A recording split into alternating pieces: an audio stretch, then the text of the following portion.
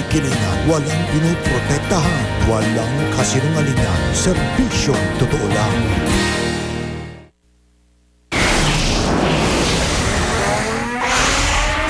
Saksihan, Ombudsman Conchita Carpio Morales at Senador Emilio Santiago nagkasagutan ukol sa kapangyarihan ng Office of the Ombudsman na utusan ng AMLAC na kumuha ng detalye sa umano'y dollar deposits ni Chief Justice Renato Corona.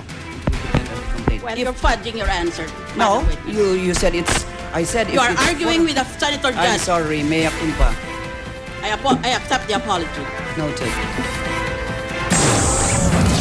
Pagbawi sa 50 centimos na provisional jeepney fare increase, inalmahan ng ilang transport group. Mga lalaki at babaeng kulang sa height, pwede nang makapasok sa PNP kapag nais sa batas ang panukalang nagtatanggal sa height requirement para sa mga gustong magpulis.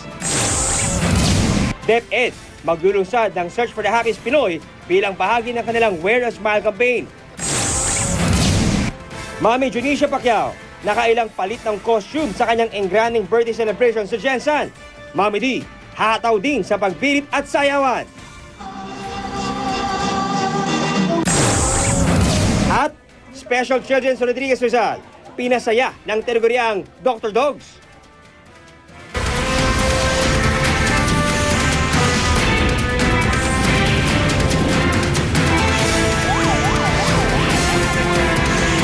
Saksi.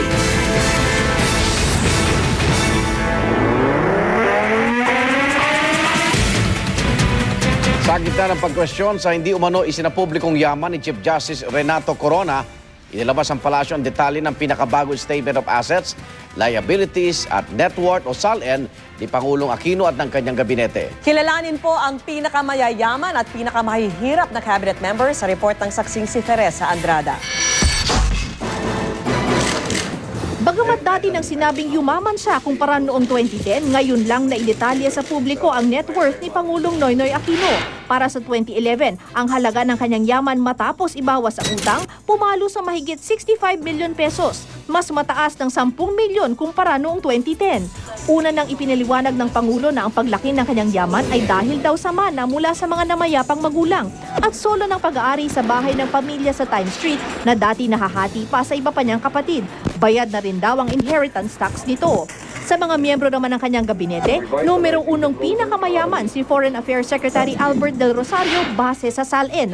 Ang net worth niya, mahigit 650 milyong piso, mas mataas ng 30 milyon kumpara noong 2010 at 10 beses na mas mataas sa net worth ngayong taon ng Pangulo.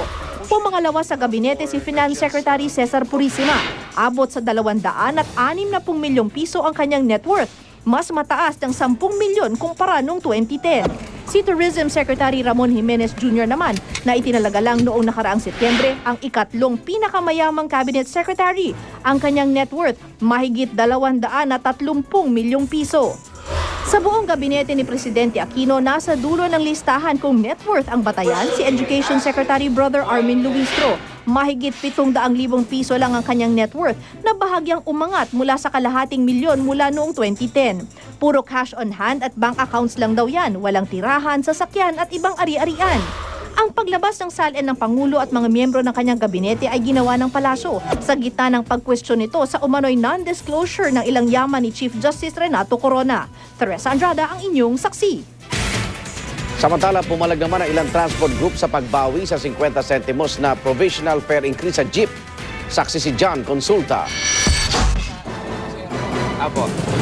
Pero hanggang mamaya pa naman po yata ang di ba, ang pagbaba? Kasi effective na ngayon, boss. Okay na ba ngayon? Opo. Effective na ngayon. 8 na, sir, eh. Sige po. Sa kabila ng paunang anunsyo kahapon, ilang nakapanayang jeepney driver ang nagulat sa opisyal na pagbabalik kanina sa 8 pesos na minimum na pamasahe sa Metro Manila at Central at Southern Luzon. Balik 750 naman ang minimum sa Western, Central at Eastern Visayas, gayon din sa Western at Northern Mindanao. Okay, pero sa bawas kita rin siya ito, paano yun? Hindi naman. Mas maraming ikot, mas maraming pasada.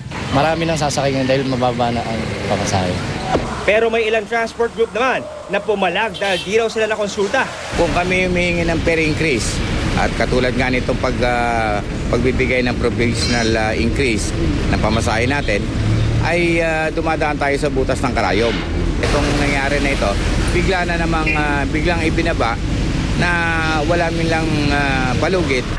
Yung LTFRB lagi, pagpataas ng pamasahe dahil sa pagtaas ng crudo, laging dinedelay yung approval. Tapos nagmamadali sila, kapag bumababa ang crudo, nagmamadali sila agad magpatupad ng rollback. Tapos wala pang public hearing. Nakalagay po doon, isa sa mga kondisyon noon, na pagka bumalik sa 45 pesos per liter yung diesel, ay babawiin namin yung provisional increase na 50 centavos. Updated syempre sa balita ang mga wais na commuter. Sir, magkano na pamasahe ngayon? 8 pesos na po. Ayon sa ilang mga pasahero, malaking bagay daw talaga itong 50 centimos na bawas sa minimum fare sa pasahe sa jeep. Lalo pat palapit na ng palapit ang araw ng pasukan. Magandang po yun sa mga tulad naming namamasukan. Kahit papaano at makadagdag na rin yun po sa gastusin, lalo't pasukan po ngayon.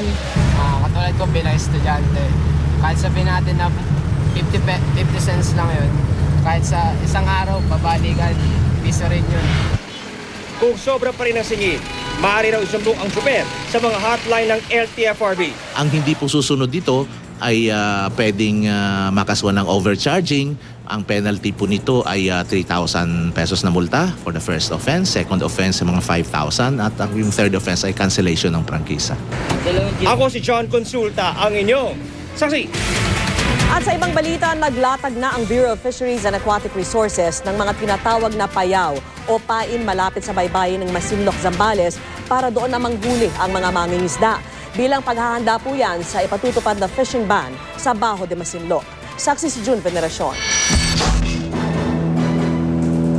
Alinsunod sa rekomendasyon ng Department of Foreign Affairs, pinag-aaralan na ng Bureau of Fisheries and Aquatic Resources ang pagdideklara ng fishing ban sa Bajo de Masinloc o Scarborough Shoal, tulad ng ipapatupad ng China sa lugar simula bukas hanggang August 1. Part din ng mga management measure na ating ginagawa. So sometimes we are declaring closed season in a particular area to allow the fish to or fish stock to recuperate, para dumami sila. Gate ng palasyo, hindi naman daw naisahan ng Pilipinas sa ipatutupad na fishing ban. I think the President was very clear in that respect yesterday during the interview. Meron pong first part doon na sinabi niya, iba yung doon sa fishermen nila, iba yung doon sa fishermen natin. Posible mang makabawas ang tensyon ng ipapatupad na fishing ban ng dalawang bansa. Tanong ng ilan, paano naman daw ang mga kababayan nating pansamantalang hindi makakapangisda sa Bajo de Masinloc? Ayon sa BIFAR, ngayon pa lang ay naglatag na raw sila ng mga payaw, 15 hanggang 60 kilometro mula sa baybayin ng Masinloc, Zambales. Ang payaw ay uri ng fish aggregating device na kinakabitan ng mga dahon ng nyog na lumilika ng pagkain para sa mga maliliit na isda sa oras na mababad sa tubig. Kapag nagsama-sama na rito ang mga maliliit na isda, susunod na raw ang malalaking isda na pwedeng hulihin. Doon kumakain ang mga maliliit. And then, ito namang mga malalaki, kinakain din yung mga maliliit na isda. And then the longer na distance mo sa payaw, doon mo makikita ang mga malalaking isda na mga from 15 to 35, 45 kilos na yung isa. Dahil dyan, pupwede hindi na raw muna dumayo sa Bajo de Masinloc ang ating mga mangingisda. Whatever happens there, whether there's a ban or no ban, the government is assuring our people that there is enough fish to catch. Wala po. Hindi po tayo papayag na may magugutom. June Veneracion ang inyong saksi. Sa gitna ng pagharang ng China sa tone-toneladang saging mula sa Pilipinas, iimbitahan ng Department of Agriculture ang Chinese authorities para po dalawin ang mga plantasyon ng saging sa Pilipinas. Saksi si Jamie Santos. Para patunayang ligtas na maipasok sa China ang mga saging na ine-export ng Pilipinas, hindi lang daw magpapadalang Department of Agriculture ng mga tauhan sa China. Bubuksan din daw nila ang mga plantasyon ng saging sa bansa sa Chinese authorities. We're extending the invitation that the Chinese authorities also visit our production sites, pati yung export zones, yung processing facilities, just to prove na we follow strict quarantine regulations. Sa ngayon, nananatiling on hold sa quarantine section sa China ang may 3,000 metrikong toneladang saging mula Pilipinas na pinangangambahang mabubulok lang kung di agad ma-release. Sakaling tuloy ang paghihigpit, mawawala ang kita natin sa pag-export ng saging sa China na noong nakarang taon ay umabot sa $139 million. Ang nangyari ngayon, 100% inspection of all container vans that arrive in the ports of China. So you could imagine it takes time to open and then tingnan lahat ng mga boxes doon. I think a container van 40-footer would be around 400 to 500 cases. Kaya naman ngayon pa lang, naghahanap na ang Department of Agriculture ng ibang bansang pwedeng mag-angkat sa atin ng saging. We're now talking to our offices in Japan, in South Korea, on the possibility of expanding our current markets there. And then we're exploring new markets, no? The Middle East, there's a big demand for bananas there. Itong US territories like Guam, the Marianas Islands, and then other ASEAN nations like Cambodia. Bukas man sa idea, mas pipiliin pa rin daw ng Philippine Banana Growers and Exporters Association ang malalapit na bansa tulad ng mga nasa Asia para di na raw lumobo pa ang kanilang mga gastusin. Ako si Jamie Santos, ang inyong saksi. Samantala, itinutulak ni Senador Gringo Onasan ang panukalang tanggalin na ang height requirement para sa mga nais magpulis. Hindi naman daw kasi masusukat sa tangkad ang kakayahan ng isang tao na makapagbigay ng serbisyo sa publiko. Saksi si Ian Cruz. Nagtrabaho na sa iba't ibang tanggapan sa Camp Crame si Joey Saren. Palipat-lipat man ang opisina, dito pa rin sa kampo niya piniling mamasukan para literal na abot tanaw ang matagalan niyang pangarap, ang maging pulis.